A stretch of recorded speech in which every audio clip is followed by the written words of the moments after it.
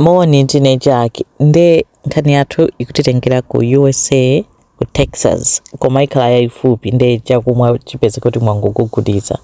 Nkhani yake yokhuza mtsikana uyu akumutchula kuti Tamilole Odunsi wa zaka 23 nde Tamilole amakhala kwawo kumene amachokera ndi ku UK ku London, makolo ake aku Nigeria nde iye anali ndi ma citizenship awiri, Nigerian komanso British.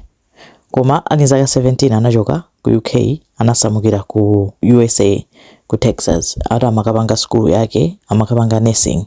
Nde wakhala kumene kwa kupanga skulu yakeyo analatatsa pang'ono kuti atani amalize, analota kupanga graduate. Gown yake atagula kale, anali ndi TikTok page yake imene amaposita amakonda kufotokoza zifukwa zomwe anasankha kuti akamalizire skulu yake ku USA osati ku UK. Iye akuti vibe ya ku USA amayikonda kwambiri ndi anasankha kuti akatani akapange nursing yake kumene koko ndi amakondo ako kumeneko.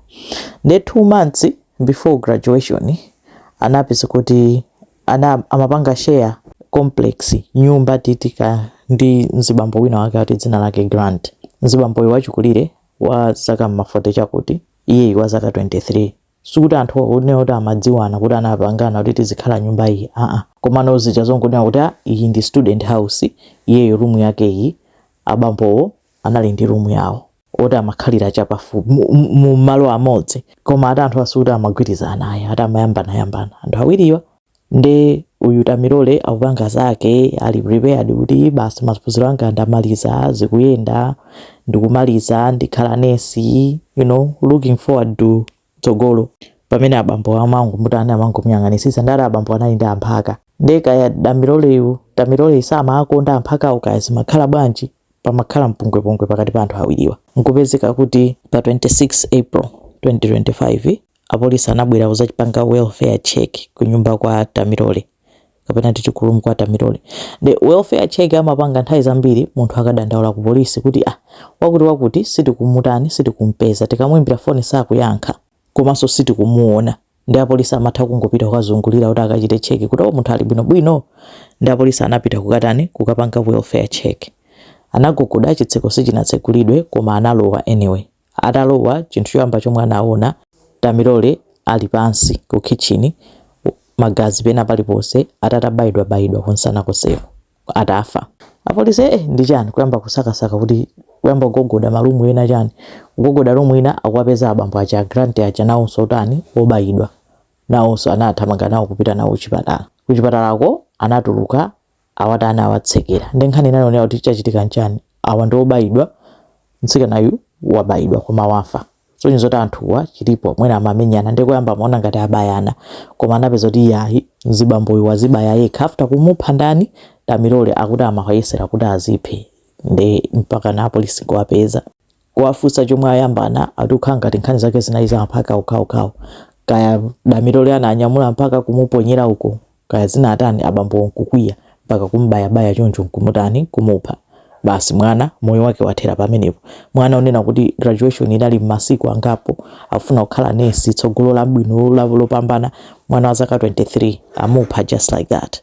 Ndi nkhani yomvetsa chisoni kwambiri eti kuti ineyo kuona kwake ndikuona ngati kuti abambo nkhani yake si amphaka ayi, amamuzonda mtsikanayo kwambiri. Kunoti iwo amadziona kuti okay ine ndili mna zaka 40 kuti ndikukhala mu accommodation iyi muli mwana ngati uyu, iyeyu moyo wake ukusonya, ali ndi direction, akupanga achieve zina zake. Ndikuona ngati kuti amayipidwa, nkunena kuti mwanayo akupita patali pamenewo palibe chomwe akutani chomwe akupanga chenicheni. Kumupha kusinkhani ya mphaka kaya poti anthu ena amatha kukonda zinyama kuposa ana amene, komanso penaso amakonda zinyama ngati ana awo. Amatha kutenga mphaka uja munthu kunkonda mphaka kuti uyu ndiye mwana wanga, kunkonda galu kuti uyu ndiye mwana wanga, zimachitika ndithu. Komano kufika kumbaya kambirimbiri choncho imeneyo ndi hate. Nde zomwezi zizonena kuti chifukwa chonena kuti anthu anali kale pa mpungwepungwe samamvana ndi kale. Sometimes ndi bwino kulolera kupagira katundu wako ndikuchoka kutalikirana ndi anthu ena. Anthu ena amatha kuona kuti uyu apita patali ndikungopanga dala zonena kuti olo ndimangidwe kuli bwino nditani ndimulepheresa asakwanitse chimene akutanicho akufuna kupanga. kwina kungofunika kungosamalitsa ndi anthu amene tili nawo surrounded. Anthu amasonyeza ndithu mtima wawo somehow umatha kuona tizichito tosadziwika bwino tomati koma uyu bwanji ena amakhala kuti akukuonetsa chenicheni mu mtima. De apo mwana wataya moyo wake, family yake yapanga raise drama pa GoFundMe yotumiza thupi kuchoka ku USA kupita ku London kumene kuli makolo ake. De imene ndi nkhani yomwe kuchitika kwa Damilola. Iyoyo inali ngati message kwa anthu kaya ndi ana kaya ndani kuti watch mene anthu amene tili nawo akupangira behave. Ena amakhala kuti ali ndi hate ya mu mtima. Zikomo kwambiri.